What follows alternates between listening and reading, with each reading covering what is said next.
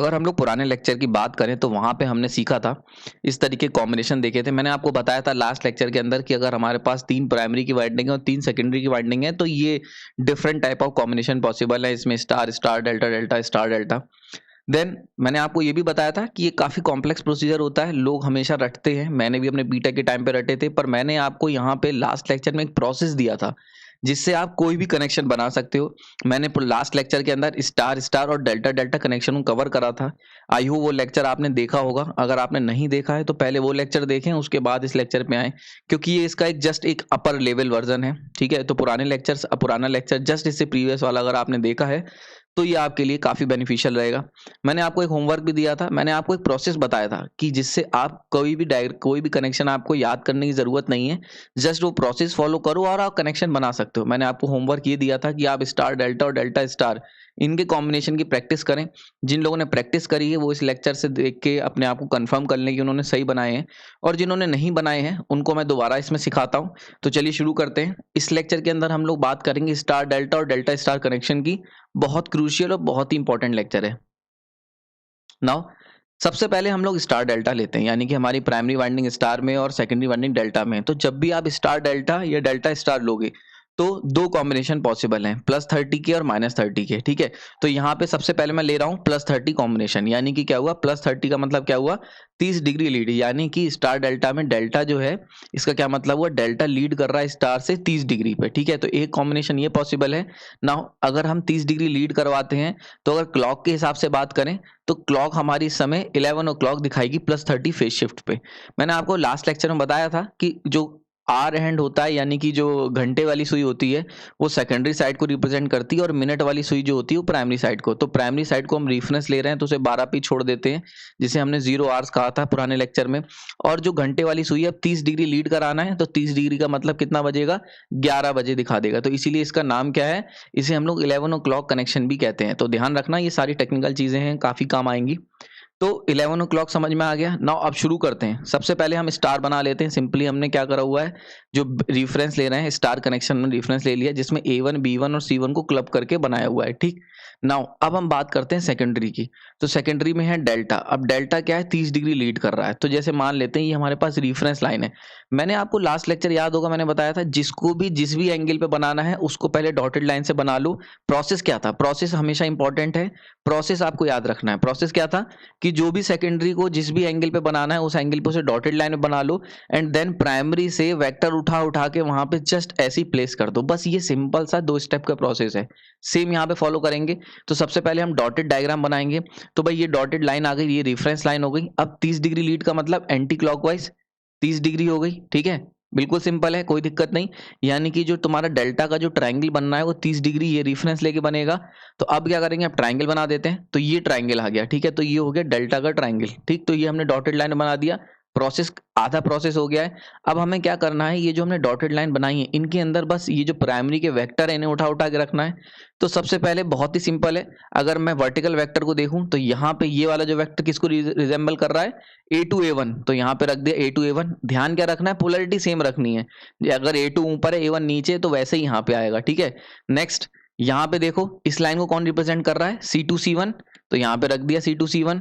Then ये वाली line, next line कौन रिप्रेजेंट कर रहा है, B1 B2। तो B1 B2 को हमने प्लेस कर दिया, हमें कनेक्शन मिल गए डेल्टा के 30 डिग्री लीड वाले। आई होप समझ में आ गया आपको कितना सिंपल है। अगर आपने प्रोसेस फॉलो करना सीख लिया तो आप क्विक एकदम चुटकियों में इसका आंसर निकाल के बता सकते हो। कोई भी चीज रटने की जरूरत नहीं है, कोई भी कनेक्शन डायग्राम रटने की जरूरत नहीं है।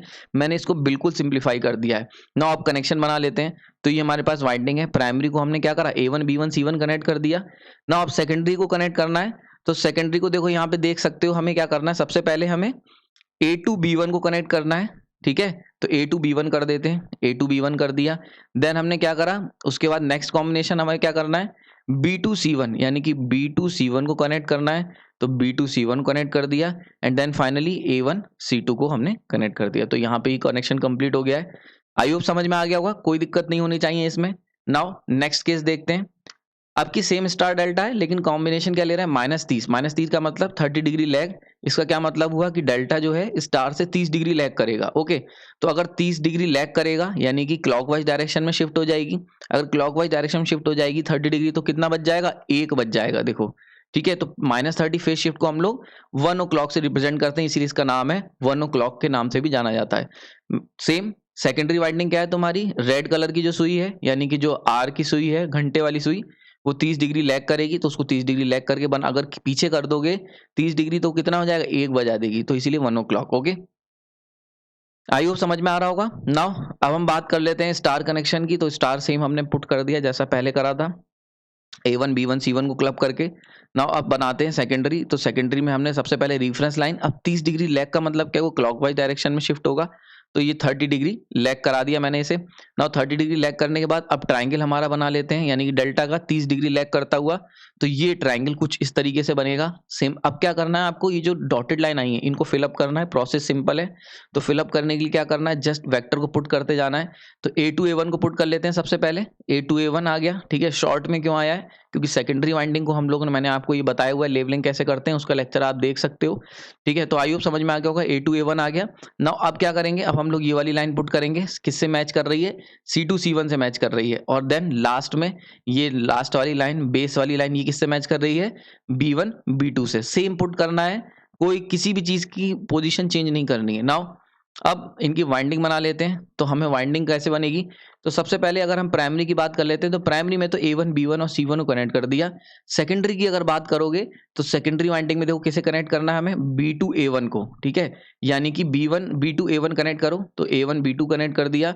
देन हमने क्या करना है, देन उसके बाद हमने B1 और C2 को कनेक्ट कर देना है, B1 और C2। तो ये रहा आपका B1 और ये रहा आपका C2, इसे कनेक्ट कर देते हैं। तो ये हो गया B1 C2 and then finally C1 A2। तो ये C1 A2 कनेक्ट हो गया। तो आई होप कनेक्शन मिल गए।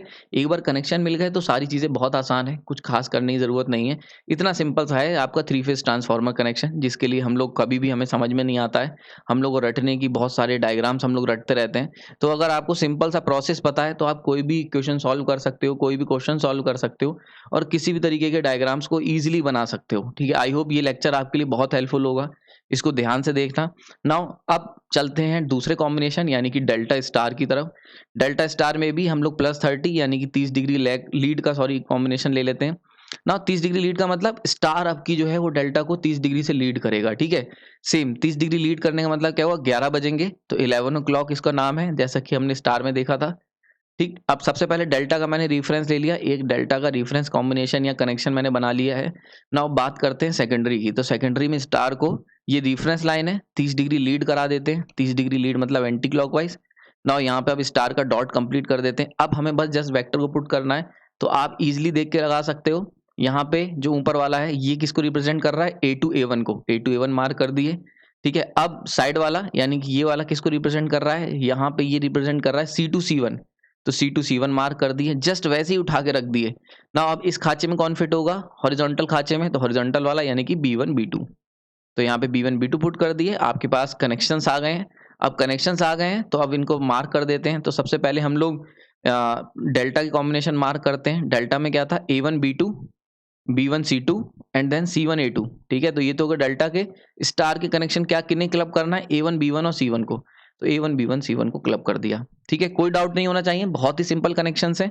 आई होप इसमें किसी भी तरीके की कोई भी दिक्कत नहीं होनी चाहिए। नाउ लास्ट कॉम्बिनेशन देख लेते हैं, यानी कि डेल्टा स्टार अगेन -30 पे। -30 मतलब 30 डिग्री लैग, और 30 डिग्री लैग का मतलब स्टार लैग करेगा डेल्टा से 30 डिग्री, ठीक है। यानी कि 1 बजेगा, 1 o'clock नाम है इसका। डेल्टा कॉम्बिनेशन बनाया। अब देखो जल्दी से देख लेते हैं, ये हो गई रेफरेंस लाइन। 30 डिग्री लैग का मतलब क्लॉकवाइज डायरेक्शन में 30 डिग्री, -30 हो गया। अब यहाँ पे स्टार कंप्लीट कर लो। अब देखो ये वाली जो लाइन है ये किसको रिप्रेजेंट कर रही है, हॉरिजॉन्टल लाइन, B1 B2 को मार्क कर दिया तुरंत ही। ना जो नीचे वाली लाइन, सॉरी ऊपर वाली लाइन है, ये किसे रिप्रेजेंट कर रही है, ये लाइन रिप्रेजेंट कर रही है C2 C1 को। C2 C1 मार्क कर दिया एंड देन आपने लास्ट वाली लाइन है, ये किसे रिप्रेजेंट कर रही है, A2 A1 को। तो A2 A1 मार्क कर दिया, ओके सिंपल है। अब देखो यहाँ पे आपने देखो कनेक्शन अपने आप चेंज हो गए, यानी कि अगर हम डेल्टा मार्क कर लें पहले, सिंपल सा। ना अब देखो अगर स्टार को देखोगे तो पुराने में यानी कि +30 में क्या था, हमने क्लब किसे करा था, हमने A1 B1 और C1 को क्लब करा था। यहाँ पे देखो कौन क्लब होगा, A2 B2 एंड C2। तो आई होप ये लेक्चर आपको समझ में आया होगा। यहाँ पे बस आपको प्रोसेस फॉलो करते रहना है, जितना भी लैग और लीड है उतना आप रेफरेंस को कराओ और डायग्राम बना दो डॉटेड से, एंड देन उसमें केवल वेक्टर को प्लेस करते जाना है। तो आई होप ये लेक्चर आपको समझ में आया होगा। ये लेक्चर बड़ा इंपॉर्टेंट है और मैंने इसको आपको करने को कहा था। जिन लोगों को प्रोसेस समझ में आ गया होगा उन्हें ये बहुत ही आसान लगा होगा। ये one of the most important lecture है थ्री फेज ट्रांसफार्मर का। इस थ्री फेज ट्रांसफार्मर में जो सबसे टफ चीज़ होती है वो हमें याद रखना होता है, कनेक्शन कैसे करने हैं, क्योंकि कनेक्शंस ही बहुत सारे होते हैं और काफ़ी कंफ्यूजिंग होते हैं। मैंने अपनी पूरी कोशिश करी है सिंप्लीफाई करने की और आपको एक सिंपल प्रोसेस देने की, जिससे आपको कुछ भी रटने की ज़रूरत ना पड़े, आप इजीली उसे तैयार कर सको। ठीक है, फिर भी अगर मन में कोई डाउट है तो कमेंट सेक्शन में बता सकते हैं। आने वाले लेक्चर्स में हम लोग कुछ और कनेक्शंस के ऊपर देखेंगे, कुछ और चर्चाएं करेंगे, कुछ शॉर्ट ट्रिक्स मैंने आपके लिए तैयार की हैं, उनको भी हम लोग आने वाले लेक्चर में देखेंगे। कोई भी अगर चीज़ नई सीखी, अगर आपको लेक्चर पसंद आया तो कमेंट सेक्शन में बता सकते हैं, लाइक कर सकते हैं। तो अगर कोई मन में डाउट है तो वो भी ज़रूर बताएं। ठीक है, और आपने अपना कीमती समय दिया उसके लिए धन्यवाद।